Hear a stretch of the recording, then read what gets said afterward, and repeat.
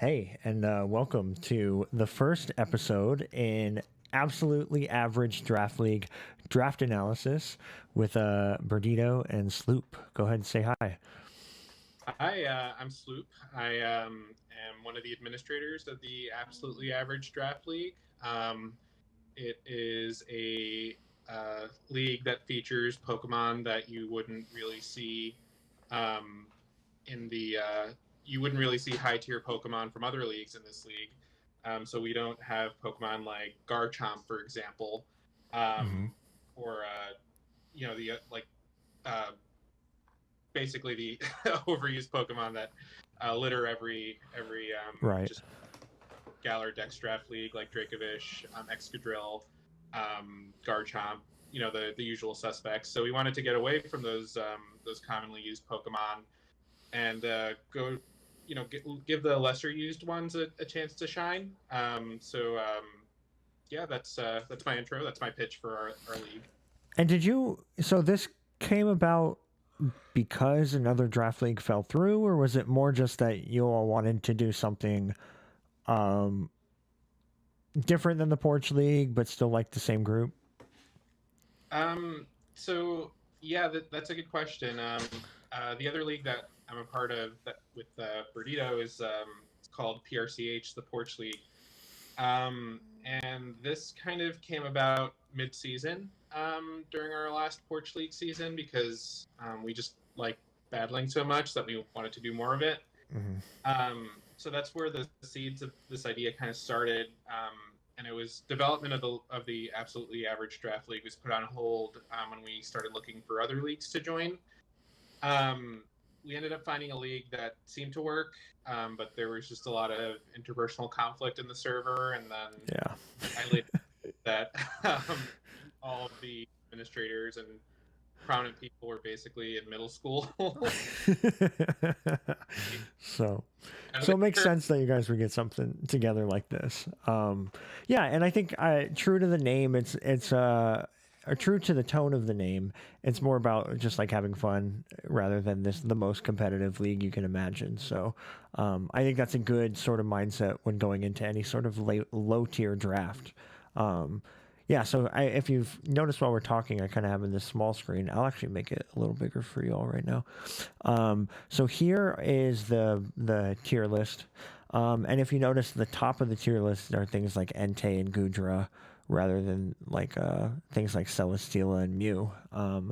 And with any draft league, even if it's just a more standard draft league, there's always a question of where do you draw the line when it comes to the top of the tiering.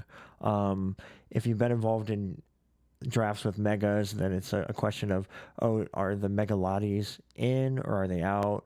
Oh, if they're in, are things like Mega Kangaskhan and Mega Mawile in, or are they out? So there's always, and in the Galar decks, I would say the big question is whether or not Dragapult is the in or the out. We thought it maybe was Urshifu. Now we're kind of keeping Urshifu on the out, and so it's not a it's every league is going to have every set of tierings is going to have the question of what is too powerful. And I think part of what drafting is and sort of the excitement of building a team is sort of gaming that system. So with these sort of mid and low tier formats, I don't know, Sloop, while you drafted, what were some of the approaches that you had to why did you like some things more than others?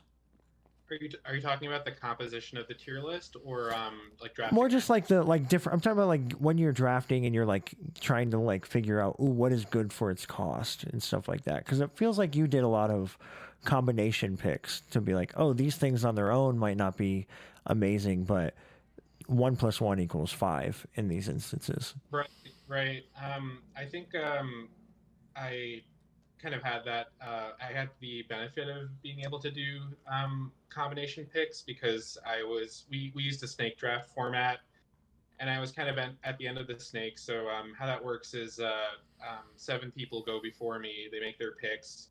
Um, I'm I'm the eighth round, so I make my pick then, and then the draft just restarts from me. So I have the eighth pick and I have the ninth pick as well, and that gave me the opportunity to kind of go with pairings that might be contested or might be sniped if I was, say, in the middle of the draft. So, for example, one pretty obvious pairing that I have in my draft is in absolutely average draft league is Pincurchin and Alolan Raichu. Now, if I was in the middle of the order, I was like number 4 on the list, and I picked Pincurchin. I would have to wait for the draft to snake back to me to get Alolan Raichu. Meanwhile, anyone who's going after me can see that I chose Pincurchin. I'm obviously going to go for the Surge Surfer synergy with Alolan Raichu. Alolan Raichu is a pretty strong mon on their own. So I'm just going to take that away from Sloop and just leave Sloop with Pincurchin that can't really. They'll die to an earthquake and not really contribute a lot otherwise. Right. So that was kind of my rationale with the choosing things that go well together. It was partly out of the privilege that I had of being at the end of the draft order. That's fair. That's fair. I do think that terrain is something that you can build a team around. I think also things like weather.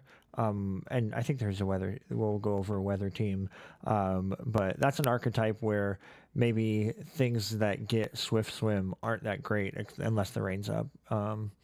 Other, I think, sort of things that might define the meta of the draft are a lot of these top tiers. You'll notice are defensive Pokemon.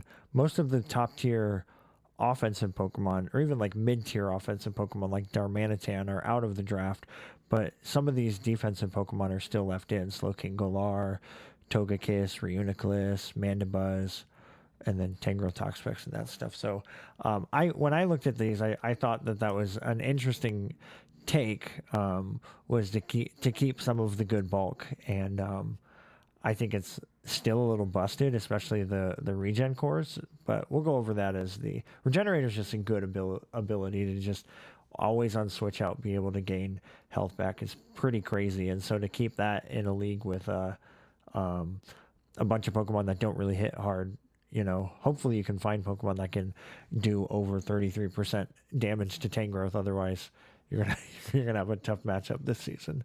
So anyway, those are some things. I think things like Intimidate, I was just looking at Incineroar. Any of these things that nerf stats or allow for like healing or recovery just become that much more important when you're dealing with leagues that emphasize the lower tiers, because the lower tiers are going to have to try to get creative with how it does its damage. So is there anything else you want to say about the tiers, or what you were thinking about as you were drafting? Yeah. Just that this is kind of a test season for us. So we have a maximum of 8 players, and I guess what informed our tiering kind of at the beginning of all this was the concurrent season of Porch League that was happening as we were developing absolutely average draft league, and in that league we saw that some very offensive Pokemon like Darmanitan, Galar, or Dracovish, or Extradrill were doing extraordinarily well. So we decided to kind of, with our cutoff, we wanted to take away like all those hyper offensive tools. As you see in our logo, that we have a Nidoking and a Nidoqueen. That came about as a result of us kind of discussing what's on the upper bound of average when it comes to all of Pokemon, and we thought that Nidoking and Nidoqueen, that kind of the king and queen of underused and other generation, would exemplify that the best. But it's only after the first set of matches has gone through that we're really realizing how powerful the defensive Pokemon that are still on the board are, like Toxapex, for example, like you described. And I think what compounds this is we have like 1,000-point bank for people to spend to grab their Pokemon, and the highest tier consists of 180-point Mons, and the lowest tier consists of 40 and 20-point Mons. So after the first couple of rounds, you've probably chosen a defensive core, and then you really have to be economical with the rest of your picks. Right. And towards the so that leads you towards the bottom of the tier list to the 100s and below, and you really don't have a lot there that are capable of like breaking down stuff like Toxapex and Tangrowth. So it's that's all just to say this has all been a learning experience for us. Yeah, it's all good. Yeah, Um, yeah, I would say too with a draft as slim as 8 teams.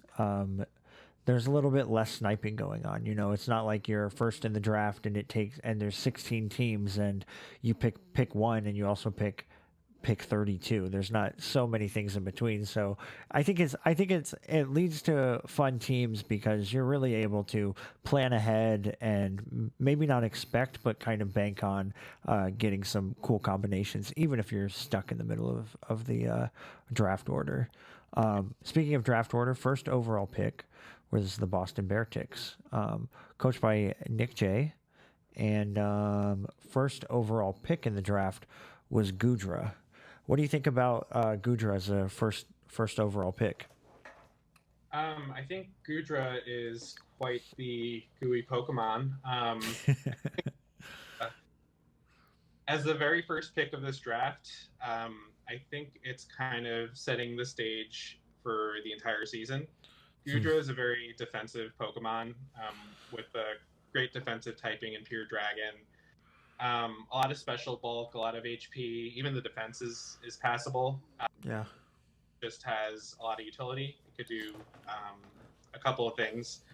And my thought when I saw Gudra drafted was, he's building out his defensive core. I imagine since it was only after the draft started that I think we all started to realize how great Regenerator Pokemon were, that he's probably going to pair it with a Regenerator Pokemon or something that complements Gudra's defensive utility. Yeah, that's just to say the big word that stood out to me is defensive. And I think we saw that trend, that same trend of like the first pick being a very defensive Pokemon arise in a lot of teams. One of the things that I like about his team is that they're all defensive Pokemon, but maybe only Wigglytuff is the only defensive Pokemon that he has that also doesn't have some offense to pair with it. This is definitely more on the bulky offense side of things. Like things like Blastoise, Crocodile, Cobalion, Gudra, they can all live a hit and they can all hit things back really hard. But they don't have recovery moves besides like rest. But so that would be a quality of this team, is that it definitely fits into that sort of bulky offense. Live a hit, be able to hit you back with something harder.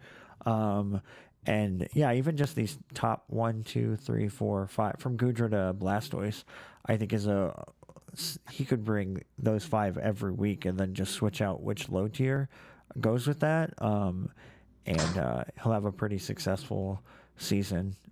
These are also some really good speeds, given that it's low tiers and below. There's not many fast things, and so from Crocodile up, you're starting to get some. And even Gudra being at 80 base speed, I don't think is a bad speed tier. But like Crocodile, that 92 base speed is actually fast here. Cobalion is actually fast, and Persian is actually fast as well. So. This team has a lot of offense. Maybe is a little bit loose on how it heals up. You're kind of having to hope for Regenerator on Reuniclus or a Wish Passing from Wigglytuff to last the 60, 70 turns. But things like Cobalion and Blastoise and Reuniclus and Gudra can all run such a variety of sets. Like I already know, based on how Nick has played with Volcanion and Tornadus and stuff, that Gudra is going to come in physically offensive sometimes specially offensive, sometimes mixed. Cobalion is going to run Swords Dance or sometimes Calm Mind. We're going to see some fun things with this team, I think.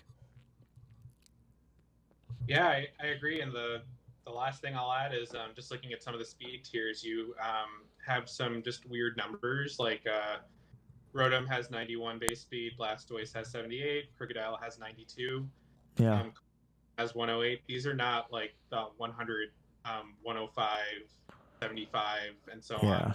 So that gives him a lot more leeway to speed creep. Like with base 78 Blastoise, he could speed creep base 75 Mons and have some EVs to spare for defensive stats, let's say. Yeah. I think that's just a nice kind of ancillary effect to some of the things that he chose. Right. And I'm scrolling down a little bit. I'm looking. The hazard setting is good. The removal is good. I could see him bringing Rapid Spin on Blastoise most weeks, and then also Rotom's Defog will be, I think, a staple of this team as well. So none of this looks too like stand out or terrible for me. So moving on, we'll just go in alphabetical order. So Connor's team. Connor's second overall pick too. Is that right? Connor was third. Third overall pick, and got Rotom Wash which was in the top tier. So two bulky Pokemon is the number one and number two. Yeah, I'll say Rotom Wash doesn't stand out to me as kind of a traditional facet of a defensive core. When I think of defensive core mons, I think of Pokemon that have some sort of reliable recovery in place, like let's say Regenerator or like Recover or Slack Off or something Roost, like that. yeah. But he went down a bulky offense route, and granted, Rotom Wash has Pain Split, and that's a form of recovery. But yeah, just looking at the rest of his draft, like his second pick was Zarude, so he went for a more offensive mon there, and then looped back into defensive territory with Bronzong, and just it's just not. It was just a different style of drafting than what I saw with some of the other players. It was real interesting and kind of kept me on my guard to see what he would do next. Right. What I like about this team is it's a lot of typings that aren't like your classic fire, water, grass. To have like, I mean, in Zarude, Bronzong, Chandelure, Dragalge, Aromatisse, you're getting dark types, steel types, ghost types, poison types, and fairy types. I think the number of good fairies there are in this format is very little, and I think Aromatisse is a good can be a pretty good one. So what I do like is I feel like it's almost like playing like off angle in a lot of against a lot of teams. People might have these weird weaknesses where Chandelure with the right coverage move just can just use the ghost move on everything except for that one thing. So I really like that quality about this team. And I think that one of the things that I like as well is how many options there are to pivot around with. I think Braviary gets U-turn, and then you have Zarude and Rotom Wash that can really provide some good sort of momentum to get to any of the sets that are here. Does Type Null get Parting Shot? I think it gets. I think it might get that. I know the evolved one does. This one might not, but actually I can scroll down. I go to Pip. I feel like Pivot, Momentum Gang, or U-turn. Type Null does get U-turn though. Yeah. So yeah, look, 1, 2, 3, 4, 5, 6 of his 10 Pokemon have access to a pivot move, which is pretty crazy. And what's also interesting is even though I think off angle is a great way to kind of describe what his playstyle would be with his draft, but I think it also applies to the way that he drafted. Zarude stands out. Choice Scarf Zarude stands out as a fast mon, but just going down the rest of his draft, he ended up drafting more defensive, slower Pokemon. Right. And I think that was also partially out of just the way that the tiers were set up, the way the point totals were set up. I think our tier list just kind of pushes people towards a more bulky, more defensive, more slow kind of draft, regardless of how they start off. Right. Interesting to me as well. Yeah. I guess I would like a concern that I see with this team is there's a lot of momentum, and then there's also like Pokemon that I would typically criticize for being pretty stagnant. Things like Bronzong or Type Null, even sometimes Aromatisse sets can just be very much like a wish protect, which protect toxic. And so I would just, I guess, warn Connor to make sure he's not just sitting in one place for too long, and that he's actually gathering momentum with these moves to bring in things like Nasty Plot, Rotom Wash, or like bulky setup Braviaries or Calm Mind Chandelure, but actually like doing something with that momentum, I think will really kind of put this team in a good place. Yeah, I think that he might have that in mind with the Zarude being the second pick. Right.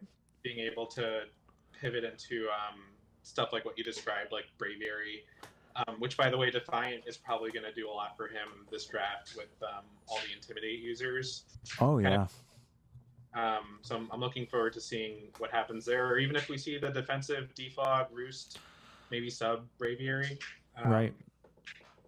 And even Defiant as a deterrent from defogging with things like Toxic Spikes from Dragalge and Stealth Rocks from Bronzong. He could kind of set up the situation where if he knows they're going to defog, he brings in Braviary and gets that Defiant boost. So there's some cool synergy here, I think. I totally forgot that Defog has that what was it, evasion drop? So I'm making a note to myself to not defog any. Oh yeah, my playoff game again this past season, I lost to the Braviary for that defog on it, and it was. I think it already clicked like Swords Dance too, and so it was like +3, Right. and it was no bueno.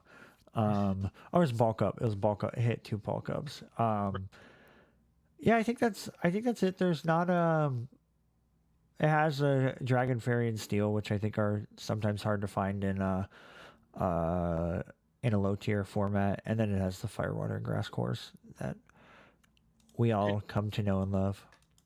Could you actually describe, for the uninitiated like me, the benefit of a Firewater Grass Core, or why it's something that's kind of sought?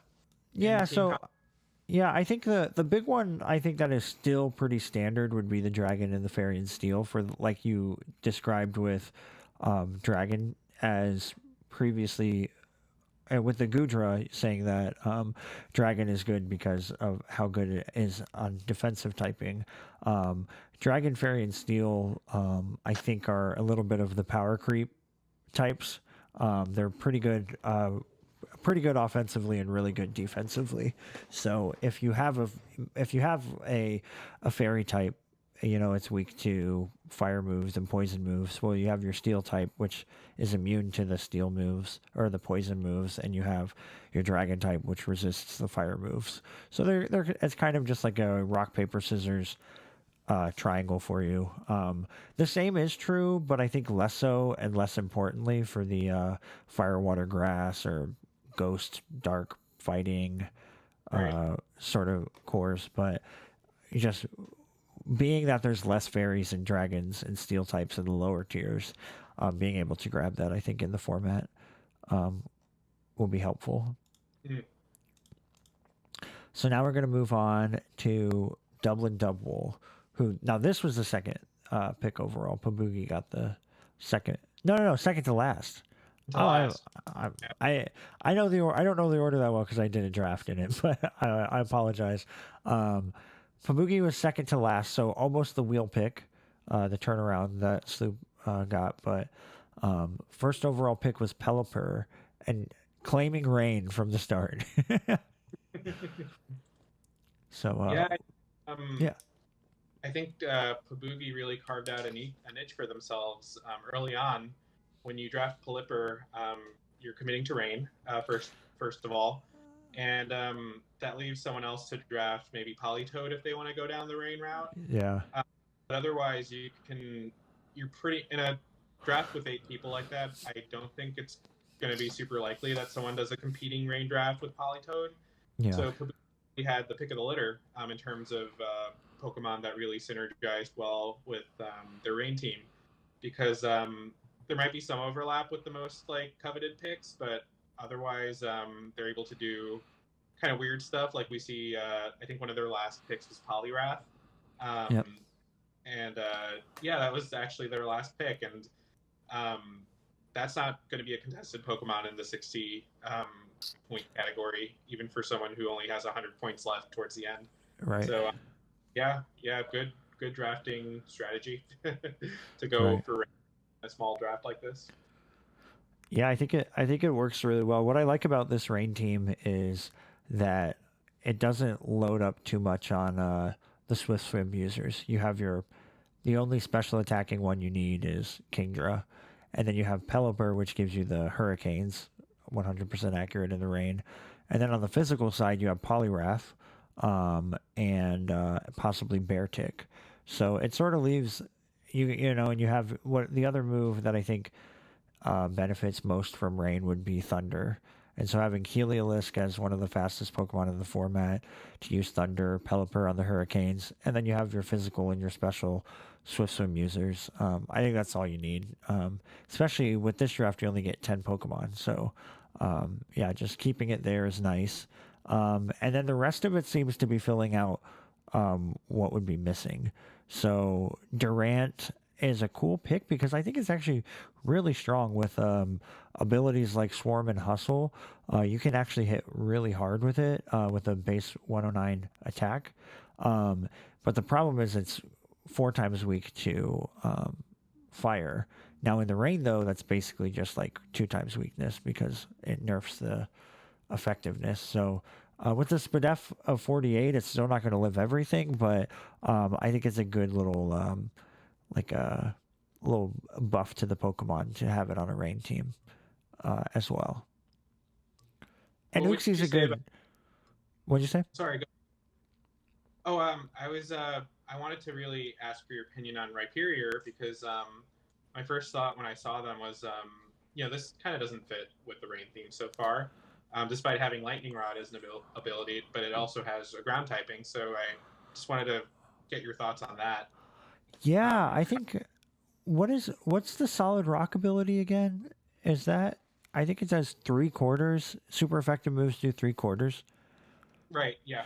Yeah. Even in our other league, I think people have had an allergy to Rhyperior. I don't know if it's ever been drafted, and if it's been drafted, it's not brought that much. But I think this thing's actually really bulky. And if you're gonna have a ground type on a rain team, I think something like Rhyperior isn't the worst pick. 115 HP, 130 defense, and then a poor Spadef. But with that type of HP stat, then you're still pretty good. If you guys remember my Copper has like a similar sort of orientation between a high HP and a low Spadef, and you're able to still make it live things. Oftentimes with rain too and hyper offensive teams, it's a lot about getting the ball rolling and then having it stop as few times as possible.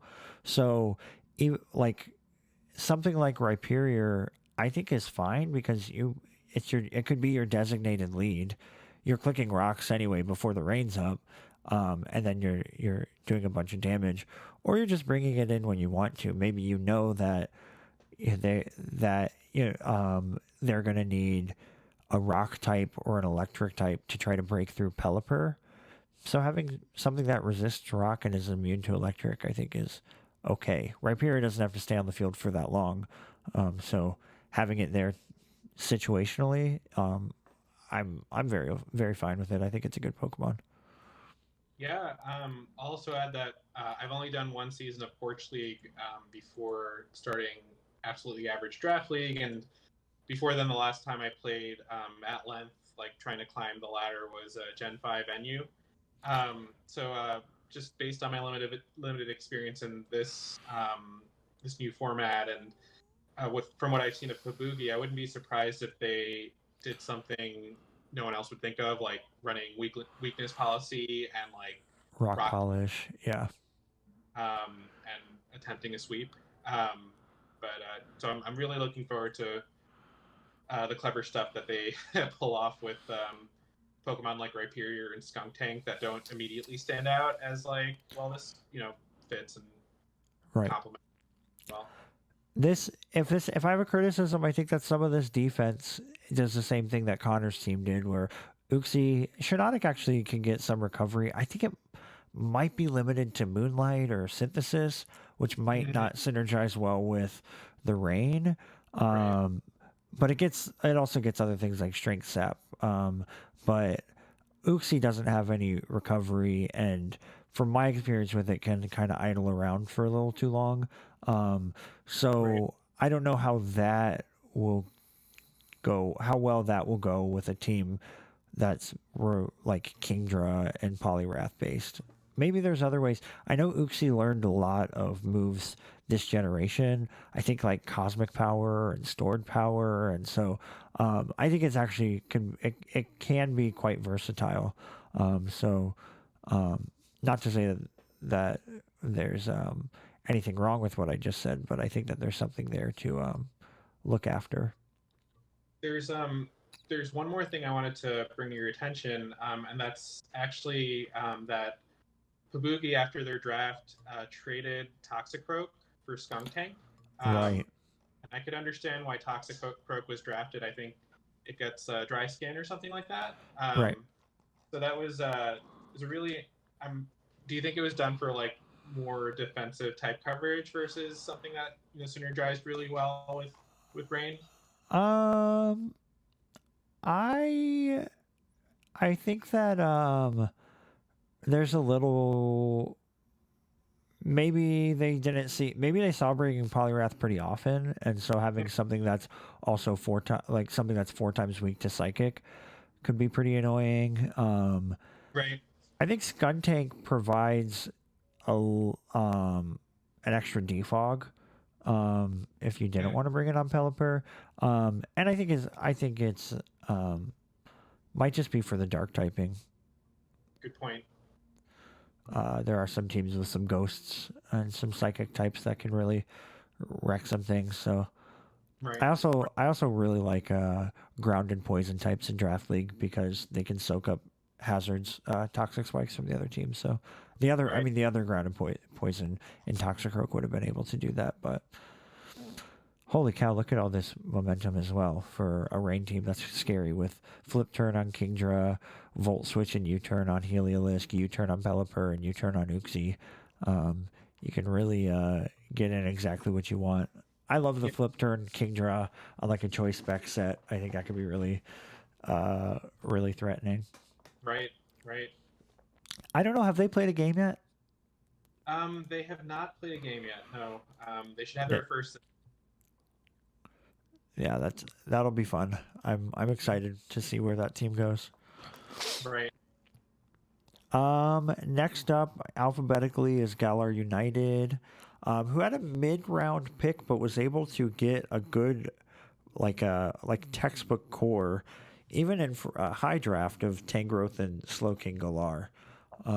They work really, really well together. There's no overlapping immunity, or there's no overlapping weaknesses. They both get Regenerator, and where Tangrowth's defenses land more on the physical side, Slowking's are definitely land more on the specially defensive side. So, round one and round two sort of solidifying your a pretty wicked core like that. I bet Chris was feeling really good about himself. We really dropped the ball by letting Chris drop that. I know. Oh my gosh, I was like, who let this happen? And then another regenerator, and then a licky, which gives wish passing. Right. Um, Chris said in their podcast about this that in the past he's experienced some success. I know previously with Aloma Mola on a stall team, Right. and I think he's going back to his roots a little bit. And and you can see it here. The one thing, there are some ways to gather offensive momentum, like Swords Dance on Mienshao, Calm Mind Klefki, Galler hits pretty hard, Sneasel, and Scyther. Right. Um, the the challenge for other people are going to be how do I kill Licky Mantine, Slowking, and Tangrowth before I die? That's I could speak to this a little bit because Galar United swept my team, New York City Rabambi, 5-0 earlier today. Oh man, and it You was could. because of the defenses, right? It was because of the defenses, and I created a blind spot for myself. So I put all of my mental energy towards figuring out how to break down Tangrowth and Slow King Galar. And Licky being a tier 60 Pokemon was just overlooked by me. Overlicked. Overlooked by me. I was not prepared for the level of bulk and passing that it was able to bring. Yeah. And then the biggest blind spot came with Klefki, who is just a jack of all trades. It can do as many things as it has keys on its ring. Right. But so 4 or 5. Right. I was for like a support, spreading Thunder Wave prankster set. What I was met with was a prankster Iron Defense, Calm Mind, Draining Kiss set that oh no, stored power. Right, yeah. Right. And yeah, so there's just so many different things that one has to prepare for when going against this team. And it starts with that core that you mentioned perfectly complements each other. And we really did drop the ball by letting Galar get stuff like Licky. Even Mantine is a great, like, specially defensive Pokemon. Right. Man, maybe Regenerator isn't broken in the format in general, but I think even like it's just compounded by how few coaches there were. Because I feel like if there were 16 coaches and you were in the middle of that draft, I don't think you Tangrowth. You could get maybe Tangrowth like round 7, but you would, or pick number 7, but you would not be able to on the next time around get the other one. So I think it's not necessarily ban everything that has bulk next season, but I do think that there's that combination really went in the favor of Lord Admiral. Yeah, I think to your point about Klefki is a good example of a Pokemon that is able to do so much more than what you would see if you just did the Smogon ladders. And that's what's cool about Draft League. And I hope what is cool about this league in particular is I think there's going to be some low tiers where you're like, oh, I didn't know Licky could do that, or I didn't know Klefki could do that, or I feel like that's what this league is going to be for. And hopefully it'll help and translate into other leagues as well. Cool. Do you have any criticisms or anything of this team? Just that it is too overtuned for what's supposed to be a casual sweaty stall in a fun league. I think there's something there. I don't know about, like, the hazards are just Klefki and Golurk is your only thing that is an electric immunity. Right. I feel like trying to like build momentum, volt switch, and U-turn might be just one of the ways you have to do to break stall and get in the things you need. So that's a bit of a criticism, but I think this is good for for this type of league and for the type, like the type of draft that this is. I think it's going to do really, really well. Likewise, yeah. I might be my favorite. We haven't been giving ratings to any of these, but that might be my favorite draft. I think it might be one of the strongest drafts.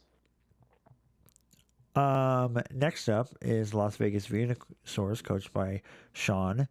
Sean drafted Mamoswine or Metagross? Mamoswine was Sean's first pick, and they were number 6 out of 8 on the drafting order. Okay, so Mamoswine, that's a Pokemon that we really haven't seen much of. I think people get scared of drafting it because it's like medium slow, medium fast-ish. And so for how much it costs based on how strong its moves hit, sometimes it doesn't always make the cut. But perfect for a league like this. And it feels like the first 5 picks fit exactly what I just said. Primarina, Arcanine, Metagross, and Moltres are all these things that are like middle speed, hit really hard. I guess Metagross usually gets drafted pretty regularly for us in Arcanine, but I don't know. These just feel like really good Pokemon that I would want on most of my teams that I would typically draft. Sean made the most out of his draft here. I don't know if this was explicitly his rationale for drafting Mammothwine first, but he went after the last team that we discussed, Gallery United, and it turned he intends for Mammothwine to kind of check both hand growth and Slow King, Galler, and I think Mammothwine does that well. I actually do wonder if Mammothwine was a direct reaction to hand growth being drafted first. Oh wow. Um, so it's a great like opening shot against that regenerator core, or just Right. regenerator control, because it's able to with that base 130 attack, it usually runs choice band, has 2 great offensive typings. It has a banded, stab, priority, and ice shard, but it could also set rocks if it wanted to. It can it's really a bulky offensive kind of jack of all trades Pokemon, or jack of several trades. Kind of what we saw with Gudra way back at the beginning with Beartix. Right. So yeah, and like you said, the first 5 Pokemon are really interesting. I would see them individually on teams in any other draft. But he because they're coveted Pokemon, but he has them all here. And what I noticed, he had his first matches today, including with myself. And what I noticed is with a lot of these bulky Pokemon, they're able to take a super effective hit if necessary, and that synergizes well with something like weakness policy, or just setup in general. They can survive it up and prepare for a counterattack. Right. But what I also see, and what also affected Sean in our game together, is that his draft is very top heavy. So those first 5 Pokemon range from 160 to tier 140. And that kind of created a squeeze for him towards the end of the draft, where he had to pick Morgrim for 20 points and Hakamo O for 20 points. And in the middle, you have Hitmontop and Archeops, which I think Hitmontop is a good utility Pokemon, but the match that we had together came down to Hitmontop and Blossom versus Toxapex, and they really had both of them had no ways to break down a really strong regenerator mon from tier 180. So Right. that's where heaviness kind of has a potential to fail as well. Right. I think it'll definitely be up to Sean's sort of prep and in-game understanding of when to do certain things. Metagross, I think, would have been a cool way to break. I think it was played pretty early in the match, like turn 5 or so. I think it started setting up, and making sure that you have sort of all the parts in place before you start using. These Pokemon down here aren't as versatile, so usually they can set up, but there's going to be that 1 or 2 things that have to be dealt with on the other side before they're truly effective. I think that's something that Sean will notice, even with like Archeops as having set up, and Moltres Galar, even like Hakamo gets some setup moves, and Blossom. But being able to know when to turn it into, like, when it's to take it from like an attritional game, setting up your hazards, doing the chip, and when to like put it into high gear, I think will be the thing that really rocks this team. I agree that the top heaviness is something to criticize. I think in the top, what is that, 5 picks, that's like over that. I think that's 740 points, which is nearly 3/4 of all the points on half of your Pokemon. Granted, you only need to bring all the other Pokemon once a season, so but that comes with its drawbacks. I think this fits in the same style as Nyx, which had the Blastoise and the Gudra, things like that. This has a similar kind of like bulky offense style that could do really, really well. As long as it can break through those walls, then I think that this is the we keep harkening back to the regenerator cores, but I think this sort of like a team composition is also like really powerful in these low tier formats. So. Yeah, and my opinion from the 2 or 2.5 leagues that I participated in, I almost forgot the one with the middle school. Uh, that usually takes me like games to really get a feel for how my team could be the most effective. Right. With a couple, I think Sean might have had 1 or 2 losses today. But I think those are going to be very important learning experiences for them. And I think they're really going to be able to make the most out of their draft from here. I agree. Um, I think you're next. You had the wheel pick. Talk about yourself. I think this is a great draft. All right, next. No, I'm kidding.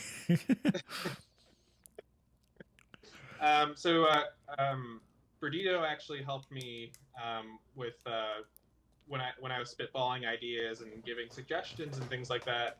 And I think the one thing that I saw on the board was Toxapex in Tier 180. And I'd had experience using Toxapex in another league before this. And I was just really impressed by its immunity to Toxic, which really takes down a lot of Pokemon who have Regenerator but no Toxic immunity or Cleric on the team or ability to cleanse that Toxic. So Toxapex has immunity to Toxic. It has Regenerator. It has Recover. It can do all sorts of different things, like haze pretty safely without having to worry about retaliation. Baneful Bunker. There's the 100% accuracy Toxic. Scald. It could even Ice Beam. It's just, I think Smogon recently banned it in OU singles. And I think I had that in mind when I picked it. And I was actually very pleased that by round 8, no one else had picked it. Yeah, as you can see, it kind of informed the rest of my draft. I think if Tangrowth had been on the board by the time I was ready to pick again, I think that would have complemented well. But one thing that really stood out was what you described about Hippowdon. I picked it not committing to a sand team per se because you frame Sandstream as just passive chip damage every turn. In addition to stuff like Stealth Rock, Pincurchin has spikes, like all that other stuff that could stack. We have the 8% damage from sand every turn. Right. And that has just been really useful. I think it complements the rest of my team well, even though I only have one other sand immunity in Statland if he runs like Sand Rush. I don't think the chip has been a huge problem for me because I'm aware of it and I plan my team around it. And that was basically my rationale for developing that core. I don't know if you remember, Kyle, but I feel like I had an alternative to Hippowdon in mind if it was drafted. I think I might have even considered Slowking Galar as a Yeah, I think it was another one of those really bulky, physically defensive Pokemon. Yeah. And or from here, Mandibuzz at some point was on the list. right? Yeah. But I actually used Mandibuzz in my in Porch League, so I wasn't too keen on using it again. Although it would come Toxapex well. But of the suggestions that you brought to me, Pangoro is just has just done really well for me as kind of like a very strong wall breaker type who has stab knockoff, who has priority and bullet punch, which saved me in a recent game, which has scrappy. It can hit ghost types. Fighting stab is always important. It of course has that recovery with drain punch. It's missing some tools that its older brother Urshifu has, like Sucker Punch, let's say. Right. But it's just been I do like me a slow wall breaker type who might be a little bit frail-ish but can take a hit, especially with a base 95 HP. If I were to, I ran 252 HP EVs in a recent game, and I was actually able to take a hit that the other person calced would kill me. I think it was like an earthquake or something from Mamoswine with Choice Band knocked off, and Yeah, it's just a really impressive mon for the tier that it's in, 80. And I'm really glad I got it.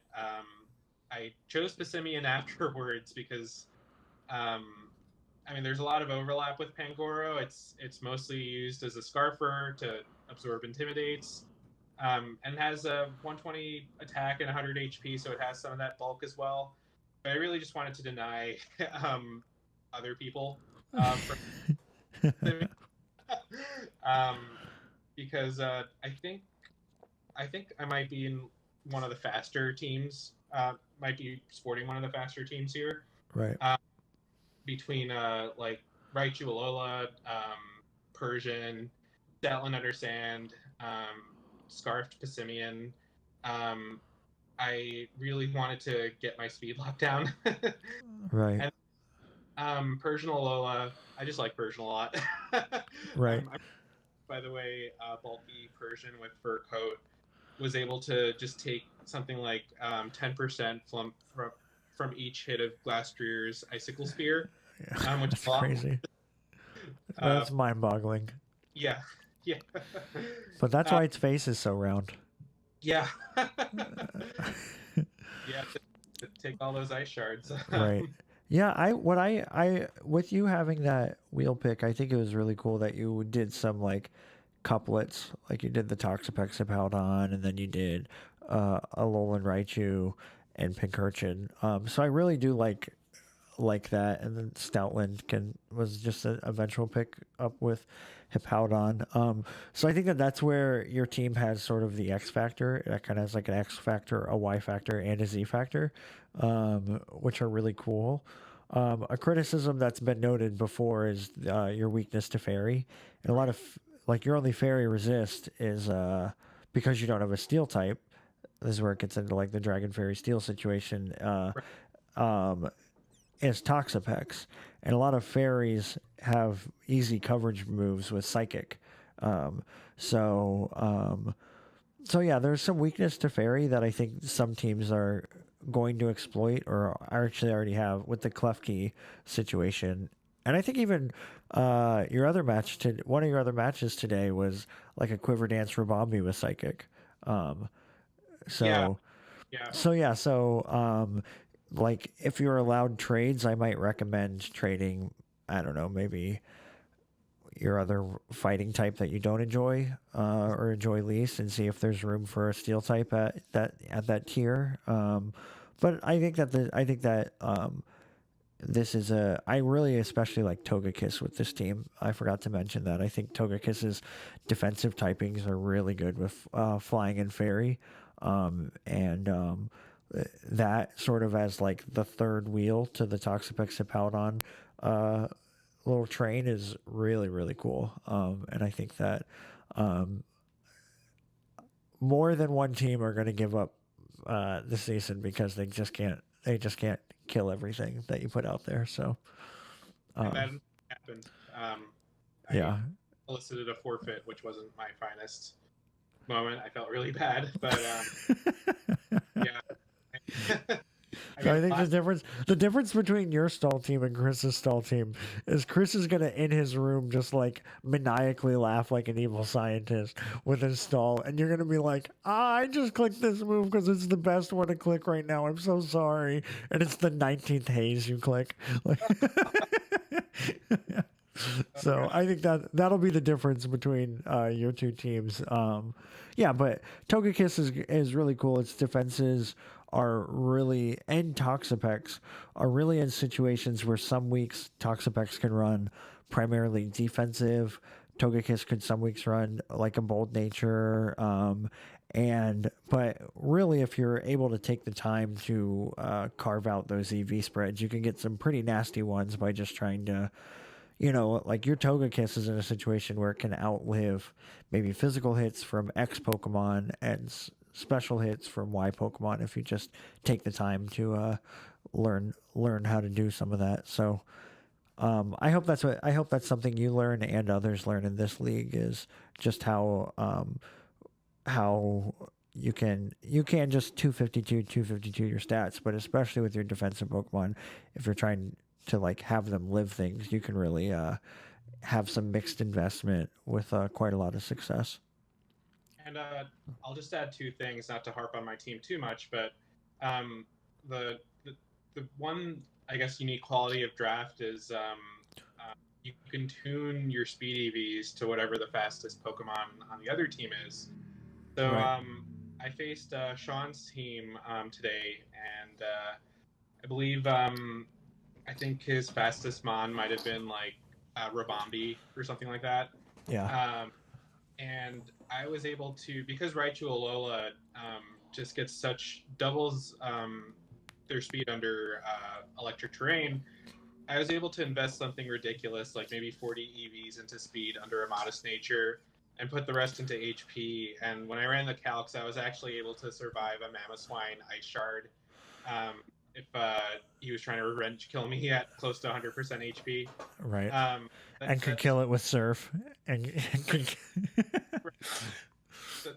the beauty of Draft League, that you're able to do things like that. And the Right. second and last I'll mention is that Mr. Rhyme has impressed me in the one game that I've brought him to so far. I think his spread kind of contributes to a lot of different potential sets that one can run on him, which for the price, 60 points, is quite good.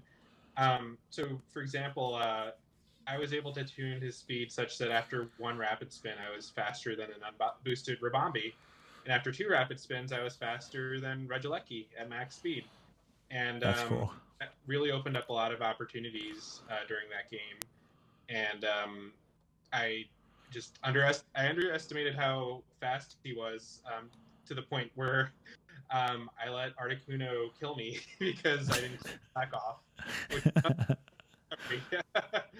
but I am that was your suggestion, Burdito, that I drafted him towards the end, and I've really been impressed by Mr. Rhyme. And if I actually had the time to play Sword and Shield on the Switch, I would have that as one of my signature Pokemon.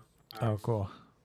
Yeah, I think it works. I think when I was looking at the tier list and I was scrolling through, I'm going to switch over to the tier list. I was scrolling through some of these low tiers. That's sort of one of the things that I was looking at, are like, what are things that have kind of ridiculous base stats and are hidden in these lower tiers? Like, I would even think something like Vileplume, which has greater than 100 special attack, or 95 special attack, but it's way down here. Or Rotom Frost, which has greater than 100 special attack, defense, and SPDEF. But yeah, I think your team was in need of a bit of special defense, so it didn't have to be Toxapex every week. And so that it also freed you up to run offensive Togekisses, and I think that's where Mr. Rhyme sort of fits in with this team. So yeah, I'm good with that one. You want to move on? Yeah. Okay, so Orlando Magikarp. Was this the second? Yes, this was the second pick overall. Yes, with tier 160 Regieleki. Brand new Pokemon. It really does. It's like the Dracovish of electric types. If Dracovish were 2,000 base speed. So. Wait, I thought it was the Dracovish of. What'd you say? I thought Dracozolt was the Dracovish. Maybe. We can debate that. I mean, Dracovish has one move. Dracozolt has a variety of moves. Regieleki has one move type, which is Stab Electric with its Transistor ability, and its move pool is still, it's like Rapid Spin, and it gets the screens, and it has a lot of cool like utility to the team. But when it comes for coverage moves, it's really left wanting. But this is a cool team with it, because I feel like there's a lot of ways that Regieleki can pivot into some really cool setup options, whether that's Rabombi or Zygarde, even Slowbro and Salazzle sets can all be pretty cool. So this looks like hazards, screens, offense, but with some bulk too, with like Slowbro, Articuno, and things like that. So I kind of like this team.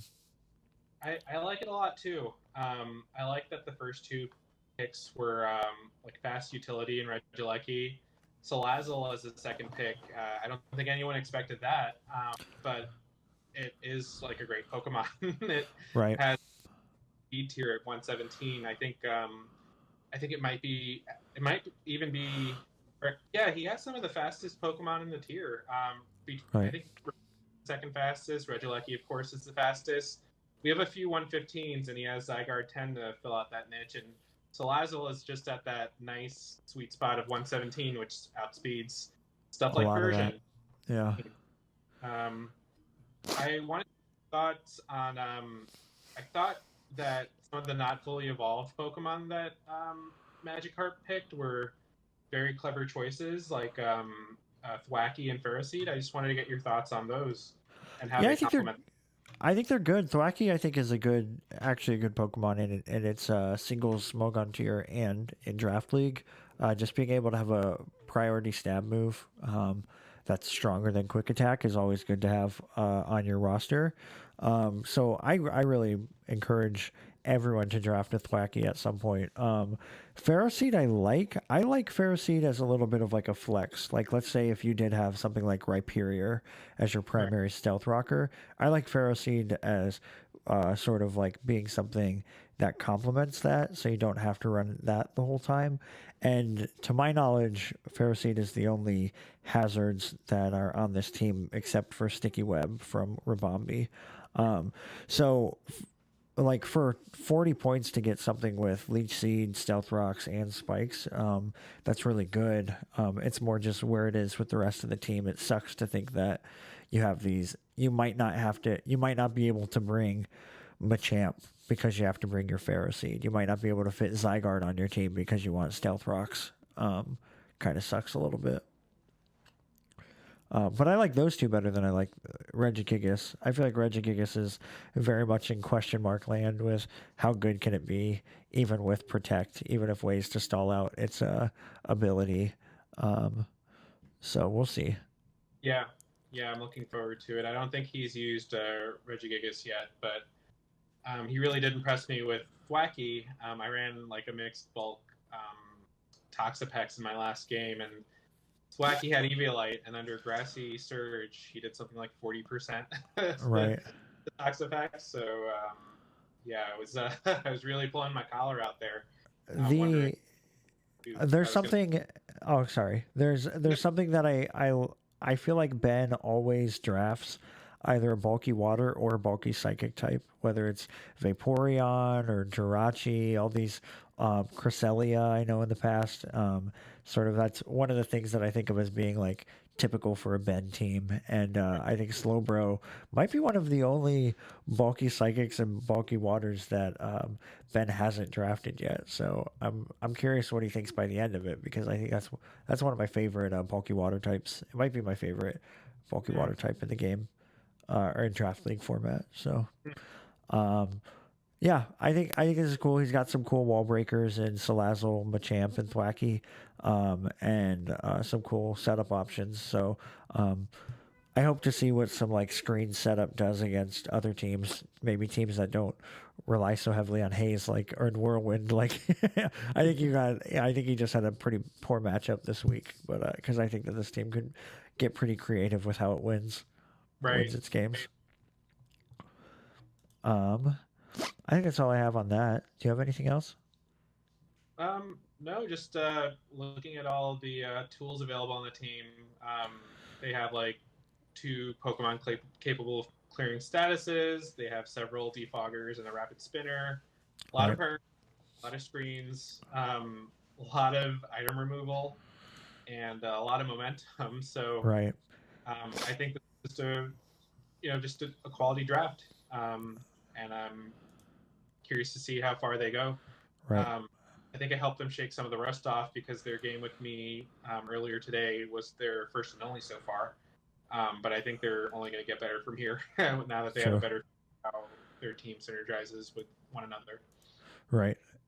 Even you could tell he was fresh. I think at one point too, he's like, I don't even think he was like surprised by the damage that Thwacky did to Toxapex. He was like, he's like, I ran every other calc, but I didn't run that. Right. So, yeah, it's cool when you like go, oh, that's how much knockoff from Pangoro does. Oh, that's how much Grassy Glide does on Thwacky. Right. That's a fun thing that you don't always get to with the low tiers. So, So cool. Here's the last team that we're going to cover, the Washington Pokemon team, coached by what is it? This TR Brian? This time TRB? Trick Room Brian, I think is the theme this time. Because we got a cool Trick Room team with Glastrier, and Alolan Marowak, and Executor is sort of being the like primary offense for it, and Trick Room setters and Slowking and I think Eggy and Audino. Don't quite know all the ones that get Trick Room. I don't think it's down here either, but handful of setters, and then some pretty cool offense, I think, in Marowak and Glastrier. He also got one of the absolutely average royalty Pokemon, sort of the league mascots, in Nidoking, which was the round 1 pick. So he got what was designated as the top of the what'd you call it? The top, what'd you say? The ceiling of it? The ceiling of offense. Yeah. So, what do you think about this team? So I can confirm that Audino, Slowking, and Executor Alola get Trick Room. The thing I like about this coach is that they're always doing fun stuff, or always trying fun stuff, which I think is absolutely the spirit of absolutely average draft league. True. Nidoking was a very interesting opening salvo. This team was a 5th round pick, so you know that the coach saw everyone drafting their bulky offense, the start of their regenerator cores and everything. Right. All this, and they said, "Let me draft Nidoking." Right. And we all know about Nidoking's benefits. I think it's a great Pokemon.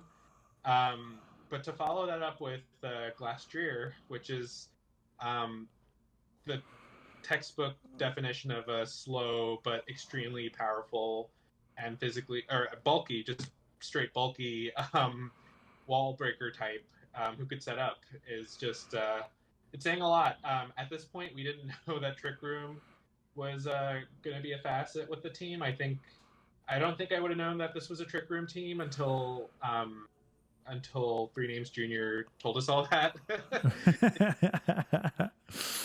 I would have just thought this was like just a slow offensive team with some fast bonds. Yeah. But I think the team can work that way too. Like, it doesn't follow the maybe typical what you'd see on the ladder Trick Room, where it's you set up Trick Room, then you click Explode, then you have 3 Pokemon that hit hard, and then Trick Room ends. Then you set it up again, then that Pokemon dies, and you just hit it. It's not like the hyper offense Trick Room style. It has like regenerator options with Slowking, Mandibuzz gets Roost, Audino can Wish Pass, and even with I think the Excelgor Bring, and Magneton gets the Thunder Wave. There are ways to slow down your opponent. So even if this team outside of Excelgor, the next fastest Pokemon is Nidoking, I don't think that really, I guess, highlights sort of like the different angles that the team has. Primarily a Trick Room team, but there's other options, I think, for sure. Right, yeah. In our match earlier this weekend, Three Names Junior did not bring Trick Room, and instead ran some interesting choices like Scarf Nidoking to be able to revenge kill, right.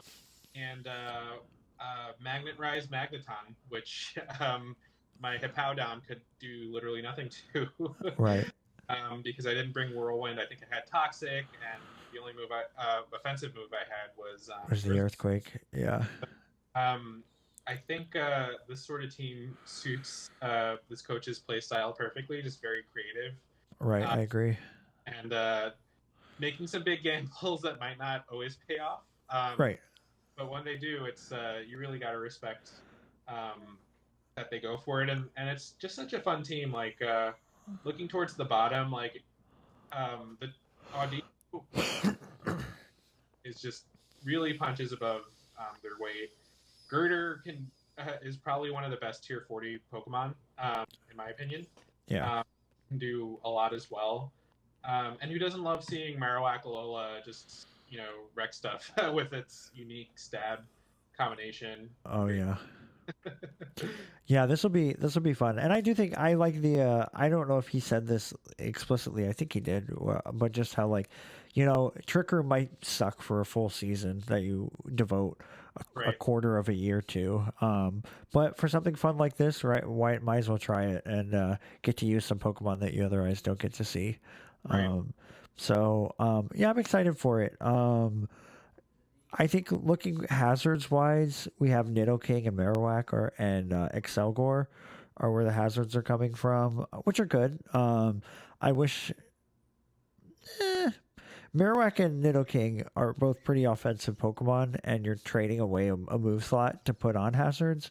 Right. Um, but other than that, I'm pretty okay with it, given the format. Um, there's no fairy type. Mm, Um, but there's not.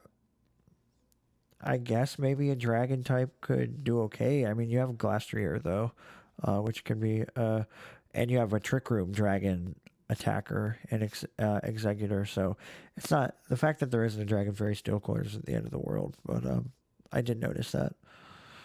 I forget. Is this the team that we said had a big dark weakness when we Yeah, it's were? not. Yeah, it's not the biggest dark weakness because of things like Mandibuzz, but like once you're in Trick Room mode, you're looking at things like Slowking and Marowak, and as like the Trick Room either setters or abusers. And I mean, more it just felt like a Pangoro weakness, Right. where like you get a wall breaker on a team like this, which is largely offensive, and then the two walls are Slowking and Mandibuzz. Then it's like you're every time it comes in, it's getting a kill. I think that's more particular to the typing of your wall breaker than it is something about this team because I think some of the defenses actually line up pretty well. Like Slowking and Mandibuzz being able to complement each other Right. defensively and special defensively, and even if there is a an electric weakness too, this is a team with two electric immunities. Yeah. And and yeah, there's maybe some water weaknesses, but then you can switch into Slowking and Eggy. So I actually like the typings in general for this team, and I don't think they're particularly off by any means, but just quality of having one less Pokemon you can draft and being lower tiered format. Right. I want to see some cool Audino sets. Audino gets like every coverage move, but doesn't know how to use any of them. So, um, good luck, Brian. I hope you find some funny things to do with it because I think it's a cool Pokemon. Yeah. Yeah. Um, so I think that's all of them. I think we Yeah. finished. Yeah. Well, cool. Um, if I look right now, I'm just gonna look at the ranking just to show you that there's been one, two, maybe like four games have already played. Which is really exciting because you guys finished drafting what on Thursday or Friday? Yeah. Yeah. We're not sticking to the week by week format. If people are free to play, we're gonna go Right. ahead and try to play. I actually have two matches that I have to upload still. So yeah, so I'm that's been pretty cool as a spectator to like know that people are excited, they get their draft and they already want to start building. It's not like, oh, please give me 7 days to be comfortable with this team before I play my first opponent.